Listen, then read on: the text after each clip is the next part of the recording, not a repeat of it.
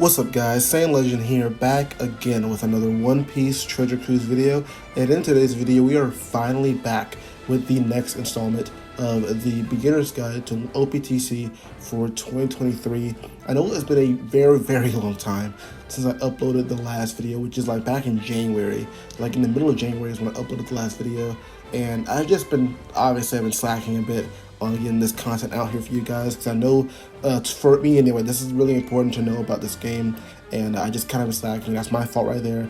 Like I said, I mean, if I've said it already before, I'm in school still right now, so, and work is also bogging me down right now, so I've just been trying to find a time to actually make videos for you guys and upload them in a bit more consistent manner. I'm still trying to figure out that sweet spot for me, but for right now, this is gonna be just how it is right now until I get it off the ground and everything. But with that out of the way, right now we're going to go back into team building. So in the last video, if you remember at all, I went over basically kind of like the basics of team building and what you should be aiming to do when you're team building. You know, what to look at, what to spec out basically. So in this video right here, like I detailed in the last video, we're going to actually do a little bit of team building for the Arena X Drake, mostly because I just feel like it's the easiest arena to do. And Arena is kind of a good piece of content to go over because it has a lot of gimmicks that we can talk about, and it just explain how to actually deal with them. So and I feel like X Drake is probably the easiest one because it's probably the only one that we don't have to use supports on, which I will actually be making another video making this a part 3 where I actually go over some more complex stuff, because I know in the first video I did go over some stuff but not everything, and I think that it's kind of warranted that I actually do that and actually go over some of the more complex things about team building and just the more complex things about other abilities you just have and everything. So in this video, like I said, we're just going to go over team building for the Arena X Drake. So without any further ado, let's get started.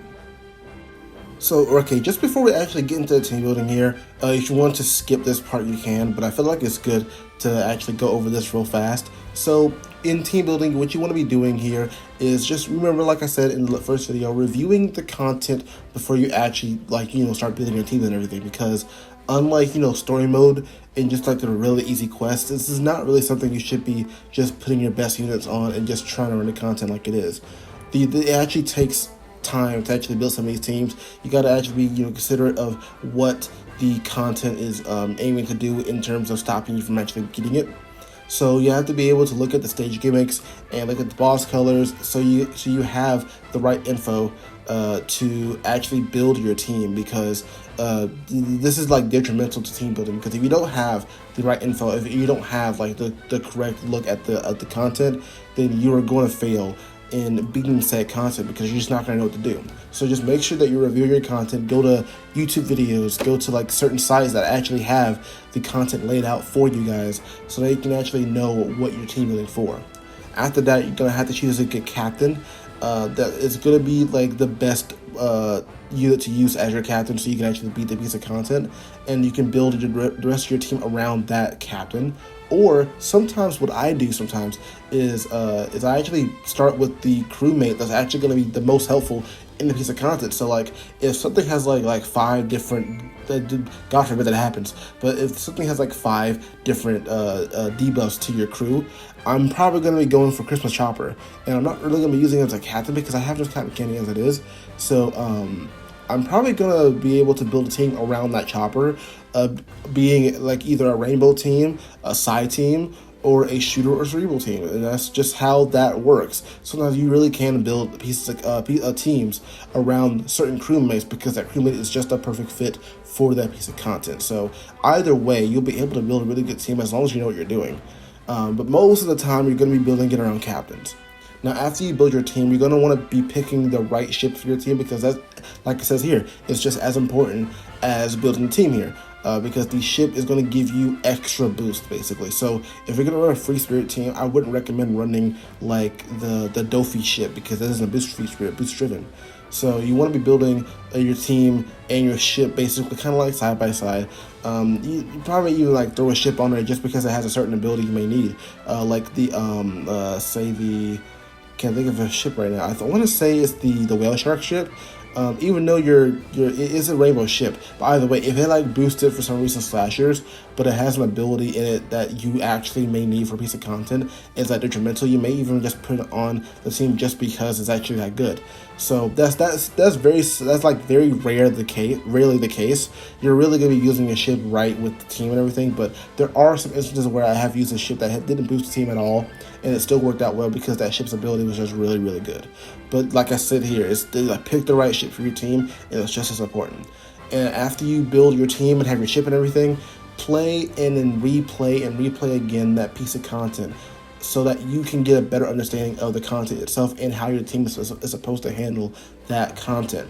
It's the best way to actually make your team as fast and as efficient as possible, especially with the fact that the way it works now is that every piece of content that you have not beaten yet gives you like 0 stamina, so it doesn't take away any of your stamina at all, so you can keep replaying it until you beat it, and that's when stamina starts getting taken and everything. But that first initial run, it won't take any stamina at all, so just play test the island that you want to beat. Like I did it for this Blitz battle that just came by. I played that thing like 11 times before I actually started making teams for the Blitz battle, so that I can get a better understanding of, for one, the new debuff they introduced, and two, a better look at the content itself. So with all that out the way, now we're going to start team building, or at least looking at Arena Extracts so that we can team build. So I'll see you just in a minute. So here we are looking at the Arena Extracts. So we're going to go over the 3 stages that giving start actually happening. And it's usually stages 3, 4, and 5 for 5-stage content. Usually like stage 2 or 3, 2 and or 3 for like treasure map and stuff like that in Casino and all that stuff. But in this case, we're looking at Arena, so it's going to be stages 3, 4, and 5. Now, on stage 3 here, we're going to be looking at Hawkins, who's going to have he's going to be a Dex character. He's also going to have 3.5 million HP. These 2 pieces of info are really important because now you know that you're probably going to be having to bring strength units to this fight, and you know how much damage that you're going to have to deal to kill Hawkins in this stage here. Now, his preemptive attack, or the attack that happens when you enter his stage, is going to give your team a 10% HP cut, and then he's going to give you tandem in unfavorable slots. Now, this is actually not that big of a deal, but we're going to go over why it's not a big of a deal later on. And after turn 1, as you can see, he will give himself a barrier, and that happens every 2 turns. And then turn 2, he's going to cut your health by 20%. Now, this is probably not going to be that big of a problem in, like, team building and everything. So we're not going to spend too much time on this stage here. So we're going to move on to the next stage, being the page 1 stage, stage 4, where he is going to have 15 million HP. He's also going to be a Dex boss, so we're primarily going to be running strength units here. Now, his preemptive attack is going to give himself full immunity, which basically means that we cannot affect him with any kind of debuffs whatsoever. He's also going to give himself 4 turns of damage reduction and defense up. Two really annoying defensive style buffs, because it basically means that damage doesn't really matter here until you get rid of those buffs there. Now, something interesting that he does is that he will give your team a 15-turn type slots being unfavorable. What that means is that even if like a strength unit has a strength slot, that strength slot is going to count as bad, matching, meaning it's going to reduce that character's attack. So we have to find a way to get slots that count as matching that are not type slots, or we have to remove that debuff just completely.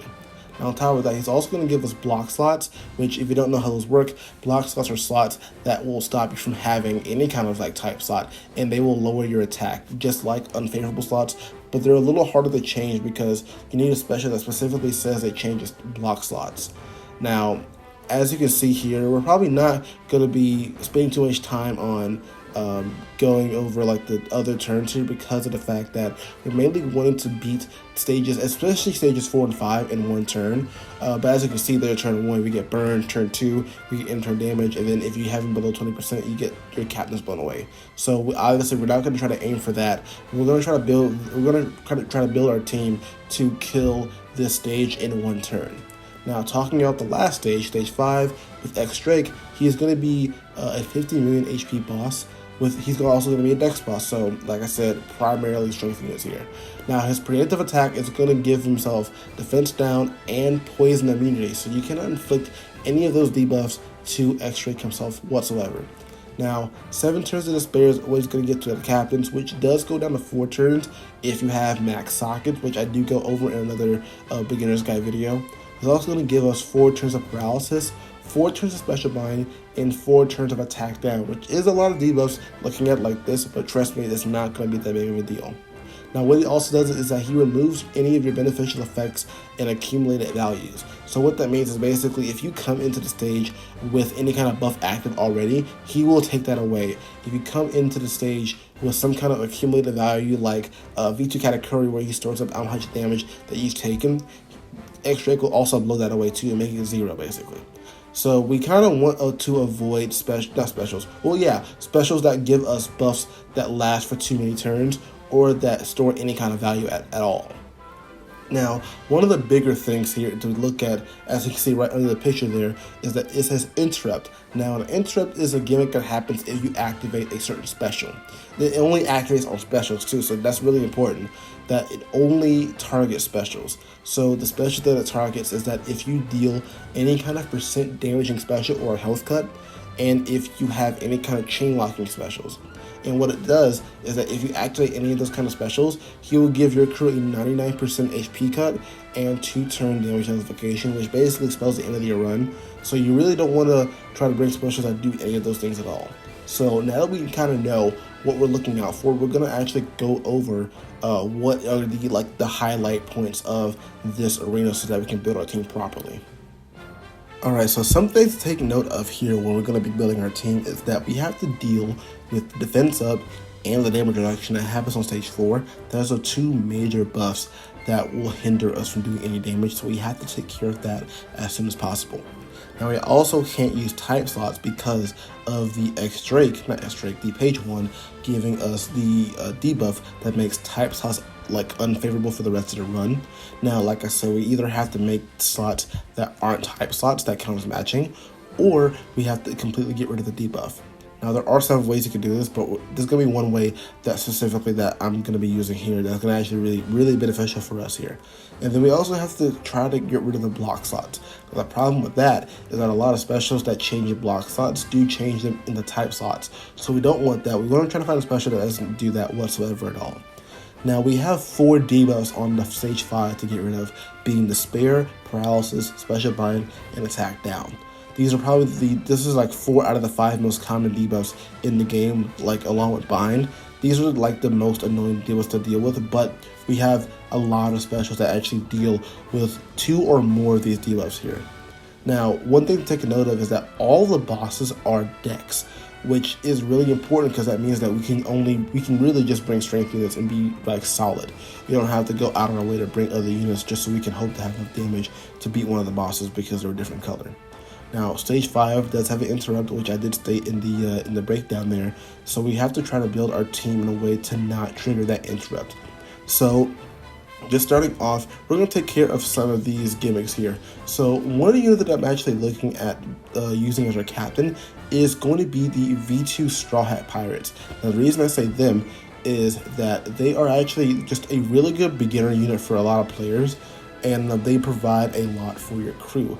One of those things being the ability to generate us rainbow slots. Now, rainbow slots are slots that cannot be changed by the enemy, and they are counted as matching slots, so they do give the regular 2 times attack boost to your units if they have rainbow slots.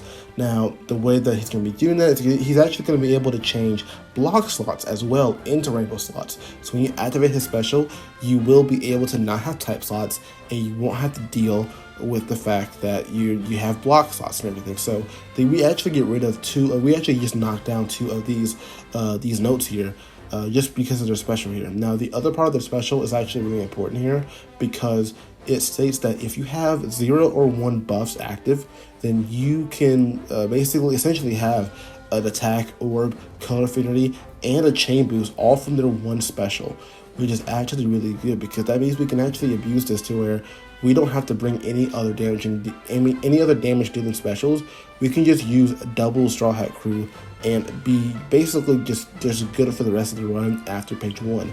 We can use one Straw Hat Crew on stage 4 and have all of our damage right there, and then use another Straw Hat Crew on stage 5, have all of our damage right there, and you'll have all the rainbow slots and all that stuff. So Straw Hat Crew is a really good unit for this fight here. Now, the other thing we got to take care of is on stage 4, we have to deal with defense up and damage reduction. So there are plenty of units that are able to remove both of these debuffs, both of these buffs by the opponent out of the turns. One unit in particular being the PvP Hawkins. Now, this Hawkins is actually really good for this fight, and I want to say that he was made for this fight. I have no idea. But I mean, even if it wasn't, he's still really good, being able to remove defense up and damage reduction by 4 turns, which is just really good. Now, the other part of the notes here is that we have to get rid of 4 debuffs on stage 4. Now, there are 2 units in particular that I'm thinking about putting on this team, and that is going to be the rare recruits that came into the super tight batch when they first were introduced to the game, and that being the Boa Hancock and the Law Strings rare recruits. These are really good rare recruits because they do get rid of a good amount of debuffs in their special. Like Boa here is able to get rid of the special bind and get rid of the attack down all by 5 turns, which is more than enough that we need to take care of the stage 5 gimmicks. The Law is here because he's able to get rid of the despair and the paralysis, so all by 5 turns too. So we can use Boa first on stage 5 and get rid of the special bind so that we can actually have free reign to activate all of our other specials, and she also does get rid of the attack down for us too. And then we can use Law after that to get rid of the despair and the paralysis, and then we can use our Straw Hat Crew, our second one, which the one we basically didn't use at all, to just get the rainbow slots and get all the assorted buffs.